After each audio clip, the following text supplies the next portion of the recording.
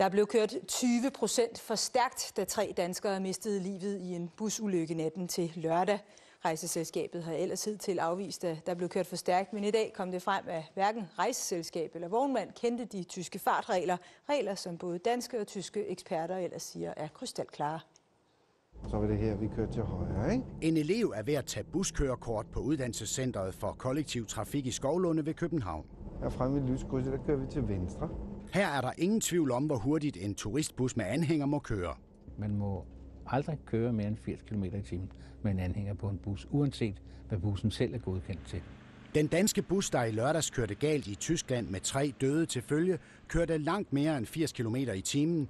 Det fortalte direktøren for rejseselskabet i går. Han kørte 99 km/t, da ulykken skete. Var det for hurtigt? Han har kørt inden for den tilladte hastighed, som er maks 100 på tysk motorvej med en bus. Men nu viser det sig altså, at direktøren for Alfa Travel ikke kendte reglerne, der ellers burde være kendt af alle i branchen. Det ved alle, som har kørekort til bus med anhænger, at sådan er det. Også en tysk ekspert i trafiksikkerhed slår fast, at en turistbus med anhænger højst må køre 80 km/t i Tyskland. Also hinter einem schweren Omnibus, über 3,5 Tonnen Gewicht, darf man mit einem Anhänger nur 80 km die Stunde fahren. Dort gibt es keine Ausnahmen. Ulykkesbussen havde en såkaldt Tempo 100-tilladelse, og den tillader bussen at køre 100 km/t på tyske motorveje.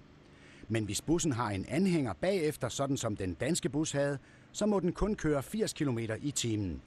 I dag siger direktøren for rejseselskabet. Bussen må i Tyskland kun køre 80 km/t. Og det er jo klart, det er ikke godt nok. Det er klart, at det er vognmandens opgave at sørge for, at gældende regler overholdes. Og vognmanden, det er Egons busser, der i årevis har kørt med tusindvis af danske turister ned gennem Tyskland. Direktøren for Egons busser, Mogens Pedersen, erkender i en pressemeddelelse, at han ikke kendte de tyske fartgrænser. Det ønskede han dog ikke at uddybe, da vi forsøgte i dag. I vores 18:30-udsendelse kaldte formanden for Danske Busvognmænd reglerne for uklare. Man må sige, at reglerne kan være uklare, de kan være tvetydige. Nej, siger den tyske trafiksikkerhedsekspert. Reglerne er krystalklare og burde være kendt af alle i branchen.